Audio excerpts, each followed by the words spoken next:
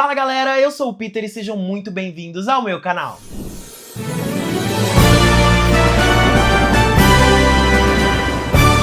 Aqui no One More Peter Pan a gente vai falar muito de filmes, séries, livros, animes e tudo que estiver rolando de melhor no mundo do entretenimento. Então se você curte muito tudo isso, não deixa de se inscrever no canal, ativar o sininho para não perder nenhum upload, deixar o seu like e, é claro, vir bater boca comigo nos comentários. Então agora, sem mais delongas, vamos à resenha do 6º episódio da 3ª temporada de A Casa do Dragão.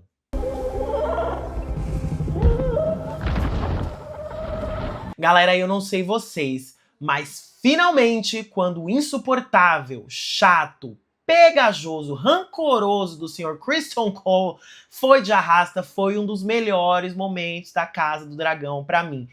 Finalmente deram cabo deste homem insuportável. E tudo pelas mãos de uma personagem que não tinha aparecido muito até então, a Alysanne Blackwood, a Black Ellie, né, que é aquela arqueira com o rosto todo pintado que apareceu agora na série, já tinha aparecido em alguns episódios anteriores, e foi ela que executou 3 flechadas do Sir Criston Cole. Não teve paninho da Alicent, não teve discursinho motivacional, não teve trilha sonora. Eu gostei muito da cena, não só por não gostar do personagem, mas achei a cena muito bem construída. Por quê? No último episódio, a gente tem toda uma cena dele fazendo um discurso, evocando 7 deuses. E aqui, quando o Sir Criston Cole é executado, a gente tem uma morte bastante seca, né? São 3 flechadas secas, sem trilha sonora, sem romantizar essa morte de fato, sem ele estar batalhando. É ele parado ali, tomando várias flechadas. E por que eu gosto muito dessa cena? Porque é isso, acho que House of the Dragon tem trabalhado isso de uma forma muito bacana nos episódios, que é não romantizar a guerra, não romantizar batalhas, porque não tem nada de romântico, heróico no campo de batalha de uma guerra. É morte, é gente fedendo, é animal morto, são pessoas que perderam família, é fome, é escassez. Então a guerra é essa coisa horrível, e quando a gente vai tendo essa morte de personagens importantes, principalmente aqui nessa temporada, a gente tem essas mortes mais secas, curtas, grossas, sem muita romantização mesmo. Então acho que isso é um ponto bastante positivo aqui da série até então. E aqui eu queria emendar uma crítica também a esse episódio e a algumas decisões criativas que estão sendo tomadas aqui ao longo da série, né? Essa batalha onde o Criston Cole morre é conhecida como a Batalha do Açougueiro, porque realmente ali é um abatedouro, são pouquíssimas pessoas contra um exército de milhares ali das Riverlands. Então não tem muito como desafio, não tem muito como uma batalha. O pessoal das Riverlands executando um atrás do outro dos verdes. Mas por que eu não tenho gostado tanto desses momentos? Porque toda vez em A Casa do Dragão, quando a gente tem uma batalha entre 2 exércitos de homens, que não necessariamente envolvem os dragões ali, essas batalhas elas são cortadas, a gente tem um gostinho, um pedacinho dessa batalha. E a gente, acostumado com esse universo, acostumado com Game of Thrones, mal barra bem acostumados ali, a gente gosta desses confrontos de exércitos. E é uma crítica que eu tenho feito recorrentemente aqui na temporada. E vou explicar o porquê. Quando a gente fala pra pensar, quais foram as batalhas entre exércitos muito fortes que a gente teve em 3 temporadas da Casa do Dragão? A gente teve uma sequência relativamente curta ali da Guerra nos Degraus, com o Daemon e os Velaryon versus a Triarquia na primeira temporada. A gente tem a Batalha de Pouso de Gralhas ali, em que a Rhaenys, a Rainha que Nunca Foi, e a Melysa acabam perdendo ali pra Vhagar. E a gente teve no início dessa temporada a maravilhosa Batalha da Goela, que inclusive eu também não gostei da maneira como a sequência foi construída ali, eu falei um pouquinho no vídeo sobre. Então, se você coloca ali na conta, a gente teve 3 grandes batalhas ao longo de 3 temporadas. E para uma série que é focada em guerra, que tem tantos conflitos legais e interessantes acontecendo ali pra colocar na tela, eu acho que a gente tá tendo poucas batalhas, na minha opinião. Eu entendo decisões criativas, decisões executivas pra investir o dinheiro menos ali e mais aqui, eu entendo tudo isso.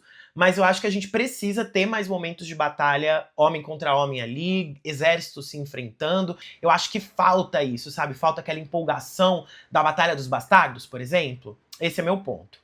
E voltando ali pra Fortaleza Vermelha, a gente tem mais uma cena ali do pequeno conselho da Rhaenyra, que continua uma zona, mas aqui a gente tem a chegada da delegação dos soldados Baratheon. Lembra do Lord Boros Baratheon, de Ponta Tempestade, que o Lucerys foi até lá tentar diplomacia pra ele ser aliado da mãe dele, e no final a Vhagar acabou abocanhando os dois.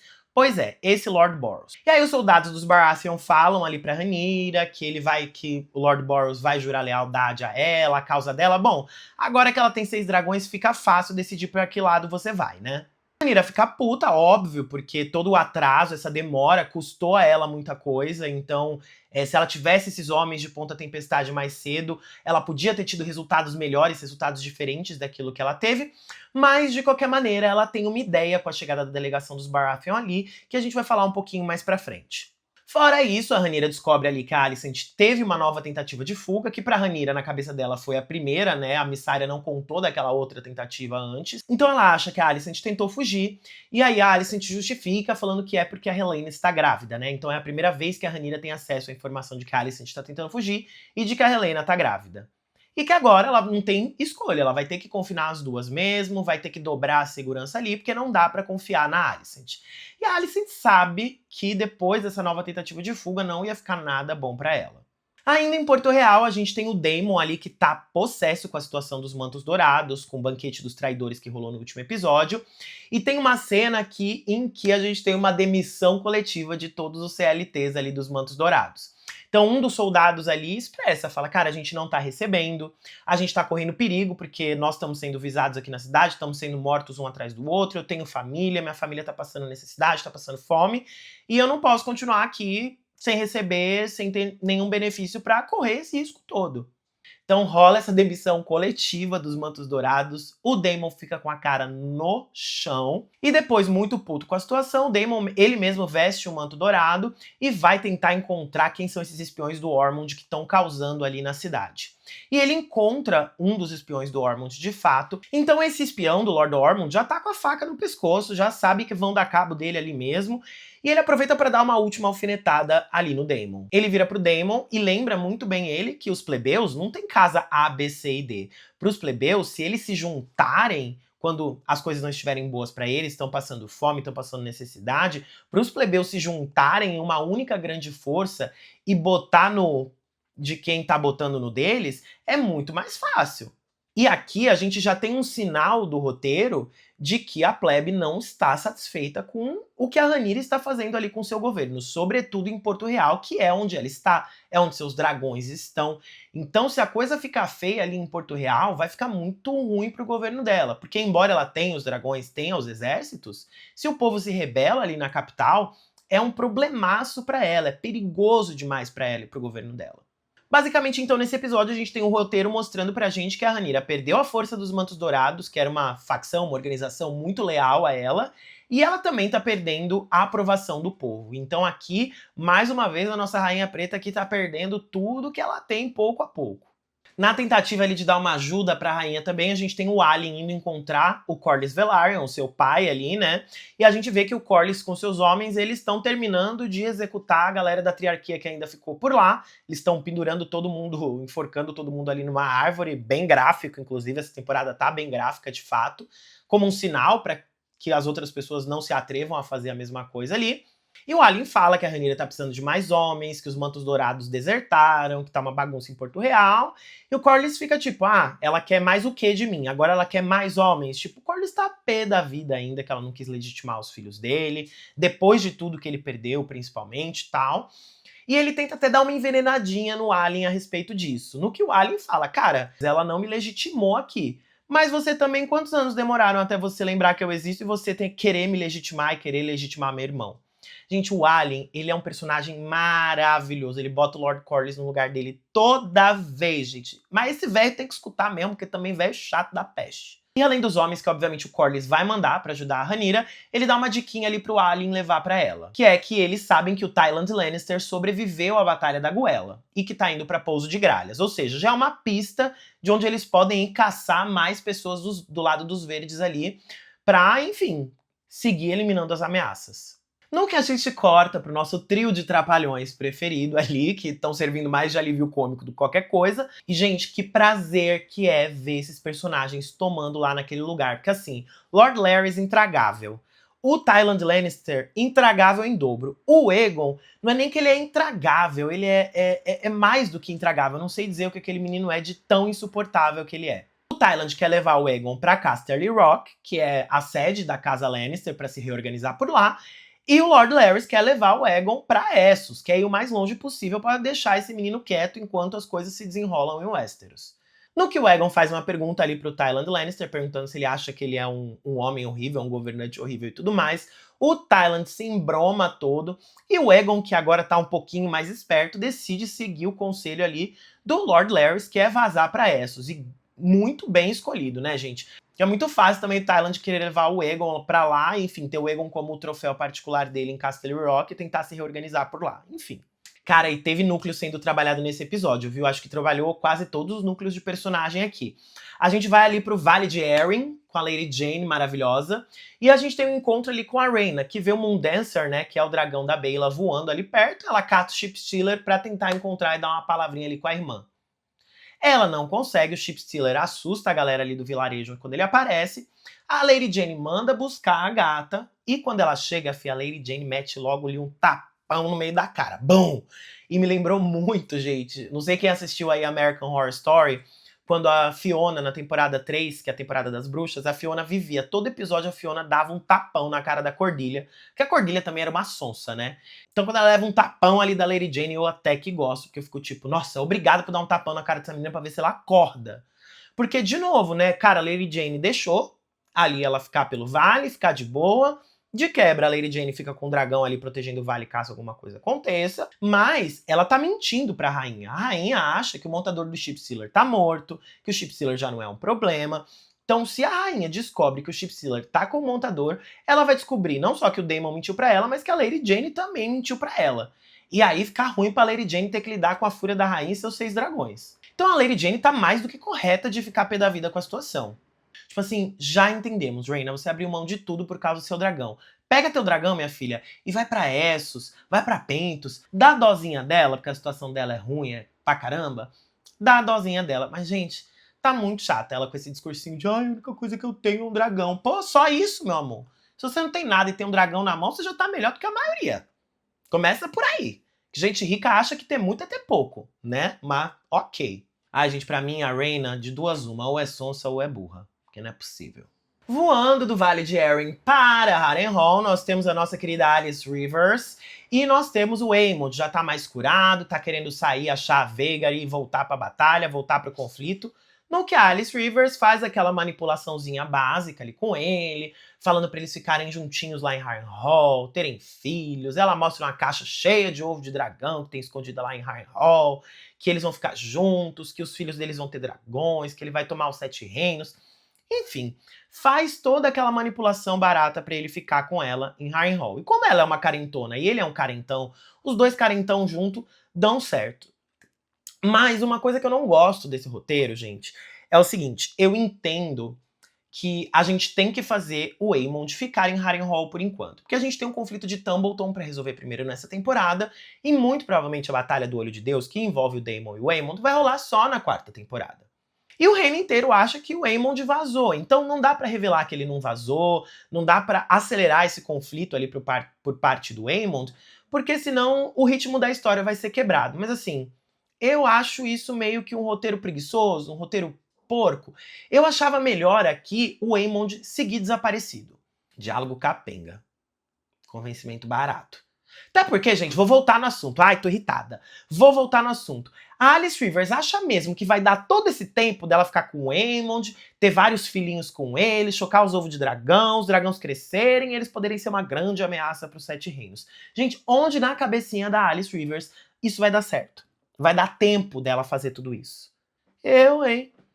Ai, chata, chato, lugar chato. Odeio esse arco. Agora vamos pros personagens legais, por favor. Vamos para o Alicent com a Baela. Gente, a Baela não esperou o corpo do Jace nem esfriar, meu amor. Ela está ali com o Alicent e eles dois dão um beijão. Eles estão trocando ali uma conversinha fiada aqui e ali, que nem eles andam trocando nos últimos episódios. E aí rola um beijão. Os dois estão se querendo, os dois muito provavelmente vão acabar juntos ali. Eu acho uma aliança maravilhosa. E a nossa querida Baela ali, muito da esperta também, né, meu amor? Porque ela gosta do cara e ainda de quebra. Beleza, ela deixou de ser a futura rainha, porque o Jace foi de arrasta, mas pelo menos ela vai ser a Lady Velaryon, né? Vai casar ali com o Alicent, que é o único descendente ali do Corlys, formou a família Velaryon inteira. Beleza, ele é tio dela, ela é sobrinha dele, mas, gente, Valerianos sendo Valerianos, Targaryens e Velaryon sendo Targaryens e Velaryons, nada novo sob o sol, incesto comendo solto. Mas assim, amo esse casal, duas pessoas fortes, maravilhosas, decentes, um dos poucos casais decentes que a gente vai ter aqui nessa série. Última página do roteiro, graças a Deus consegui ser mais resumida nesse, gente. A gente tem o Sir Gawain, gente, finalmente chegando a Tumbleton, indo bater um papo lá com o Lord Ormond. E o Gawain chegando lá, ele descobre tudo, que o Ormond fez, o Daron meio que proclamou o Daron rei, o Ormond tá na ilusão de que algumas casas nobres ali vão jurar lealdade ao rei Daron. E o Gawain tá tipo assim, Divo, você entendeu que a mulher tem 6 dragões? Tu acha mesmo que alguma casa vai dar alguma condição pra você nesse momento? Até o Lord Boros, gente. O Lord Boros foi lá jurar lealdade a Rhaenyra porque ele falou, bom, melhor eu vir aqui logo jurar essa lealdade, agora que a guerra tá semi-ganha na cabeça dele. Então assim, o Lord Ormond tá cheio de ilusão de que os planos dele vão dar muito certo.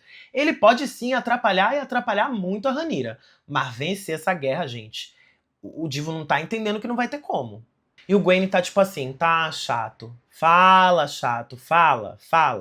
Porque é isso, o Gwen, o plano dele agora é voltar pra Old Town, quer dizer, o plano dele agora é tomar um banho, que o bofe tá sujo, tá cansado, tirar uma soneca, e ele tá pretendendo voltar pra Old Town. Ele fala ali numa conversa com o Daron, né, que ele é o segundo na linha de sucessão de Old Town, depois provavelmente do Ormond, e que ele precisa voltar pra Old Town pra depois da guerra ele juntar os caquinhos ali. No que o Daron vai trazer um pouco mais do ponto de vista dele. Gente, eu amei. Eu amo a maneira como estão construindo o Daron aqui na temporada. A gente percebe que o Daron não é tão bobinho, tão tolinho, tão inocente quanto a gente imaginava ali. Ele atura o Lord Ormond ali, ele fica mais quietinho na dele, pede desculpa quando ganha o jogo de xadrez, mas ele tá muito esperto no que tá acontecendo. Fica muito claro que ele detesta o Sir Ormond. Ele fica chateado, dá pra ver ali que ele tem um laço afetivo muito forte com o Gwen ali. O Daron tá ciente também de que não tem chance dele se tornar rei dentro daquele contexto, e dá uma dosinha, gente, ali, ele falando pro Gwen não abandonar ele sozinho com o Ormond, que é insuportável ficar com o Ormond e tudo mais. E aí ele fala, quando estava em Porto Real, você viu a minha mãe? E aí foca no rostinho dele, ele tá com o olho cheio de lágrimas, você fica tipo, ai meu Deus, coitado. Gente, eu sei que ele é dos verdes, mas assim, na minha cabeça, o Daron e a Helaena são dois coitados, velho. São dois coitados, eles nem queriam estar naquela situação. A Helaena queria estar criando galinha.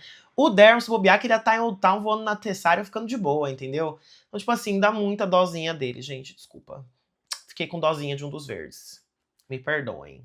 De volta a Porto Real, temos a Helaena, ela tá se recusando a comer, tá tristinha, tá abordando o Aemond ali na tapeçaria. Então a Alicent meio que já cata que ele tá lá em Harrenhal de fato. É a segunda vez que a Helaena, por meio das profecias, sonhos, bordados dela, meio que tá indicando que ele tá em Harrenhal de fato. A Alicent percebe, mas ela tá muito preocupada com a filha.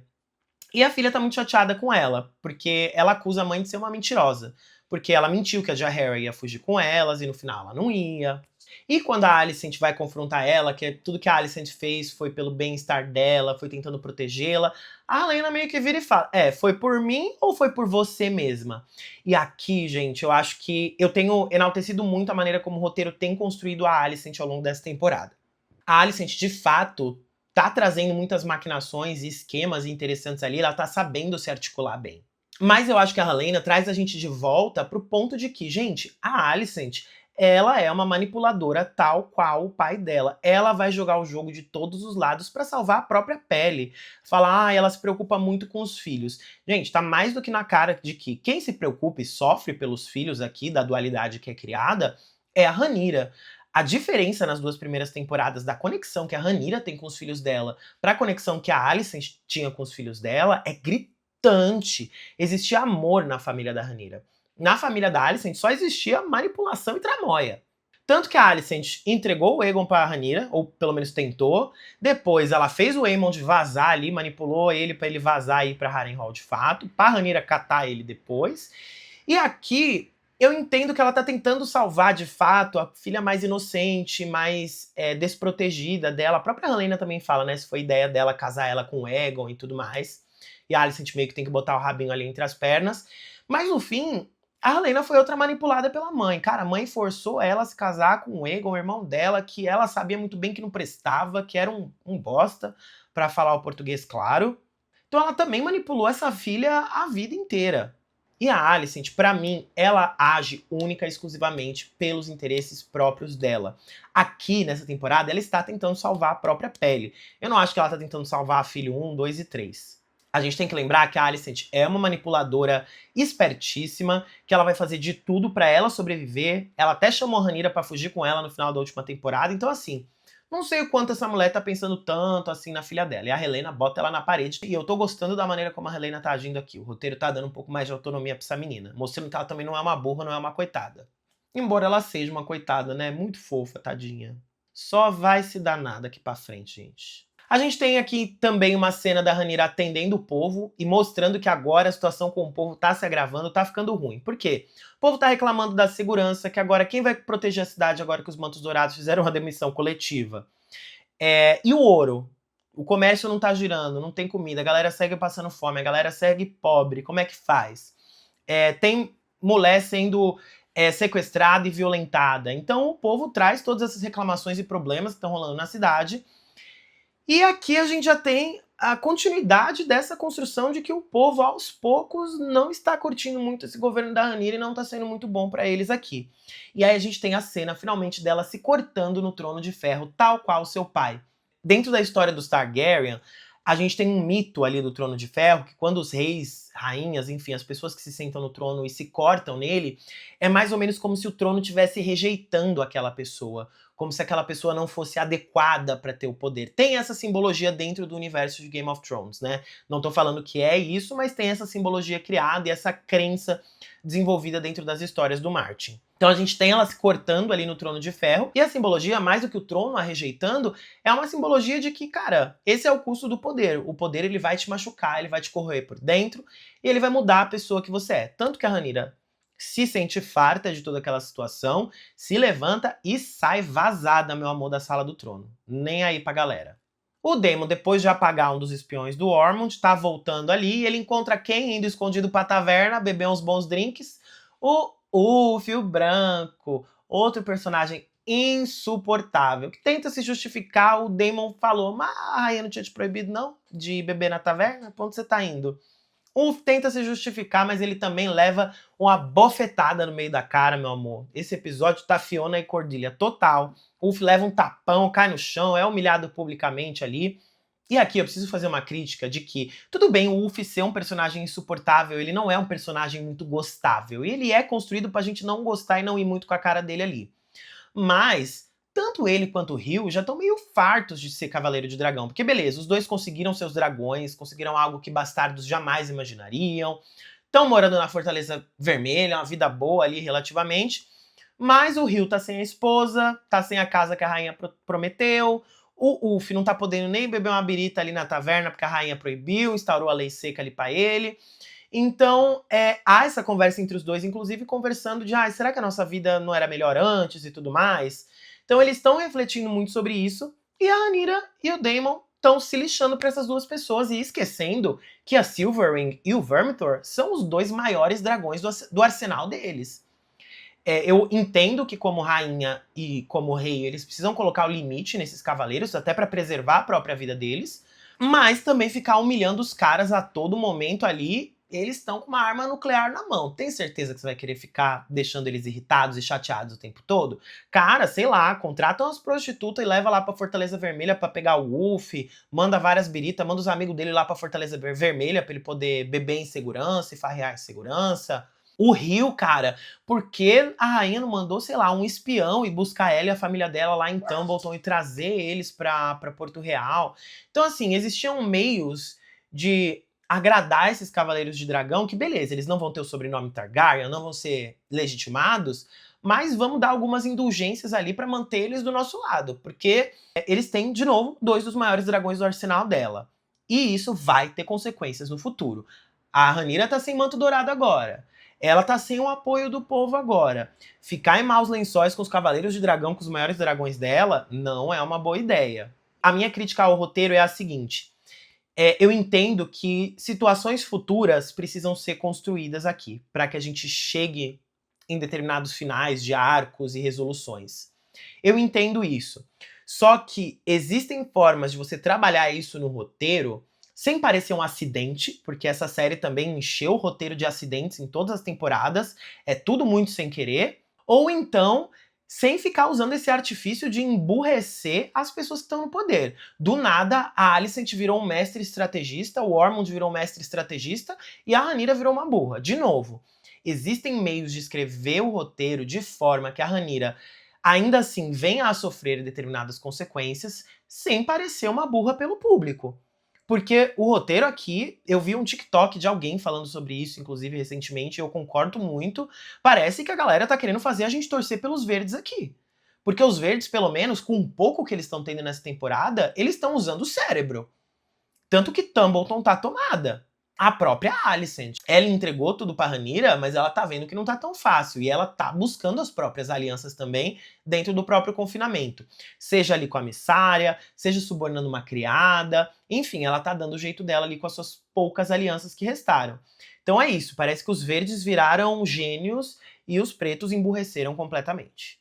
E eu não acho que isso é benéfico por parte do roteiro fazer isso com esses personagens, porque você tem 2 temporadas construindo uma facção dos pretos muito cautelosa antes de agir, muito reflexiva antes de agir, tudo isso personificado na figura da Rhaenyra, embora todo mundo estivesse agitando ela para agir logo.